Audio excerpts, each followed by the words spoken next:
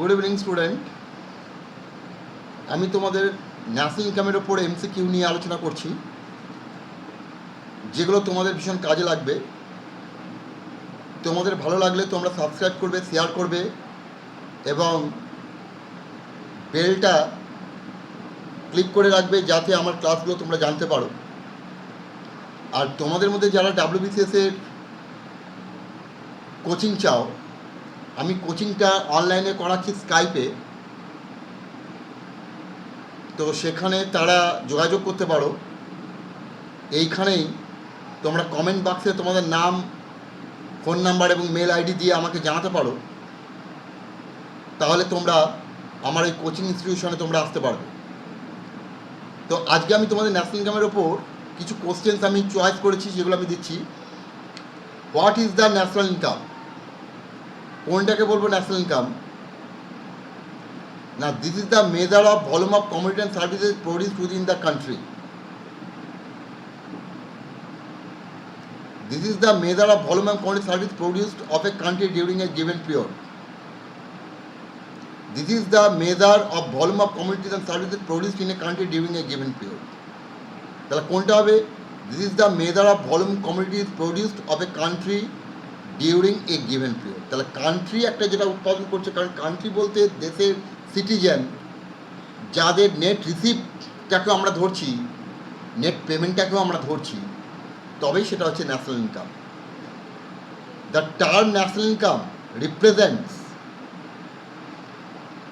তাহলে national income represent কোনটা করবে?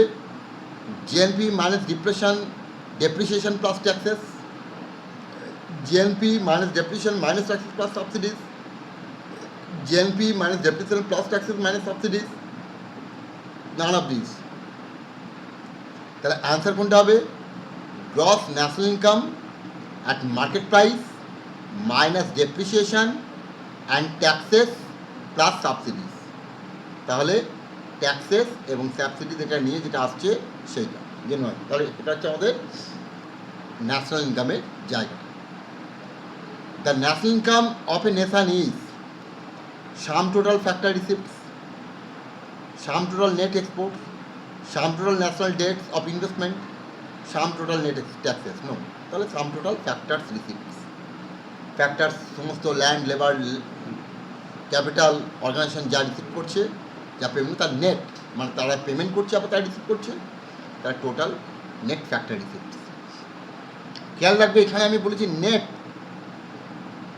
এরকম দিতে পারছে সাম total factor receipts, sum total net factor, তাহলে হবে নেট। নেট মানে হচ্ছে, ধরা যাক আমাদের লেবার, তাহলে লেবার হিসাবে আমি কাজ করে পাচ্ছি, আবার আমি লেবার হিসেবে বাইরে কাজ করেও পেতে পারি, বাইরের কোনো লেবার আমার কাছ থেকে পেতে পারে। তাহলে ধরা যাক আমি আমার লেবার বিক্রি করে আমি বাইরে থেকে পাচ্ছি, তাহলে সেটা রিসিপ্ট। আমি বাইরে লেবারকে পেমেন্ট করছি, সেটা আমার পেমেন্ট। তাহলে এই যে রিসিপ্ট আর পেমেন্টের মধ্যে যে পার্থক্য, সেটা হচ্ছে নেট রিসিপ্ট। তাই এইভাবেই আমরা প্রতিটি ক্ষেত্রেই জায়গাটাকে নিতে পারি। A national income estimate in India prepared by, কে করে? এটা তোমাদের জানা আছে, central statistical organisation, CSO. NSSO কী করে? পভার্টি এবং পপুলেশন মেজার। প্ল্যানিং কমিশনের কাজ কী ছিল? To formulate plan. আরবিআই কী করে? মানি মার্কেটকে কন্ট্রোল করে আর ইয়ারলি ইকোনমিক ডেভেলপমেন্ট রিপোর্ট পেশ করে, আর কোনো কাজ নেই। ঠিক আছে? What are the method of measurement of national income? What are the method of measurement of national income? Value added, income method, explanation, সবগুলোই। What is based on national income? National ইনকামের বেস কোনটা? Net foreign income, net portfolio, production of goods and services, all of the above, production of goods and services.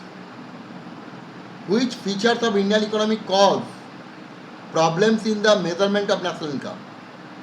Which measures of Indian economy cause problems in the measurement of national income? Existence of non-monetary sector, double counting, existence of parallel economy, both A and B. তাহলে existence of non monetary sector and double counting, তাহলে both A and B. What is the main source of national income in India? Agriculture, industry, service, none of this. তাহলে এই মধ্যে হচ্ছে service sector at present. If savings exceeds investment, the national income will B.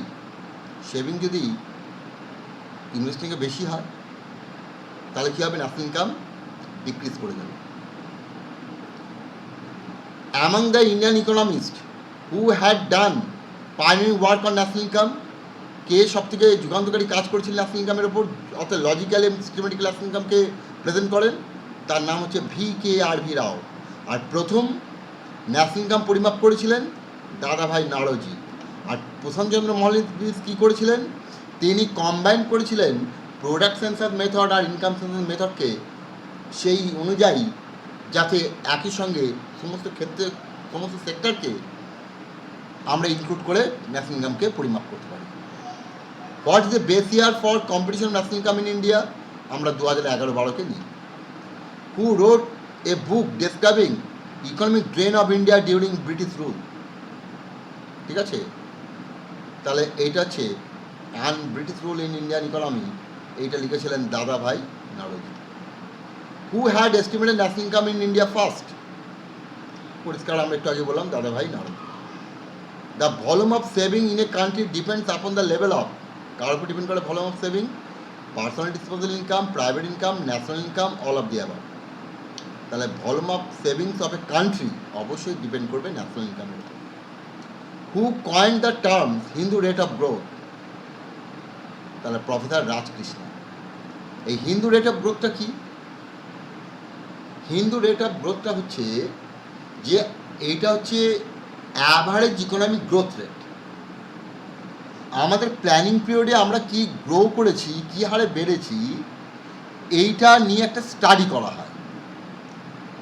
Professor রাজকৃষ্ণা তার সঙ্গে আরও বিখ্যাত economist তারা দেখেন যে 1951 থেকে 61, 1961 থেকে 71, 1971 থেকে 81, তাহলে 10 বছর করে 10 বছর, মানে 3 দশক, 3 ডিকেডস। এই 10 বছরের গড় আয় বৃদ্ধিটাকে মাপা হলো। দেখা গেল 51 থেকে 61, এই 10 বছরে আমাদের গড় আয় 3.5% হারে বৃদ্ধি পেয়েছে গড়ে। আমরা 61 থেকে 71, 61 থেকে 71 আমরা সেখানেও দেখলাম আমাদের গড় বৃদ্ধি 3.5। 71 থেকে 81 আবার 10 বছর, সেখানে অ্যাভারেজ গ্রোথ রেট 3.5। অদ্ভুত, 3 দশক ধরে অ্যাভারেজ গ্রোথ রেট কনস্ট্যান্ট, কোনো চেঞ্জ নেই। এইটা যেন হিন্দু রিলিজিয়াস, যারা এই হিন্দু রিলিজিয়ানের যে কালচার, এরা অনেকে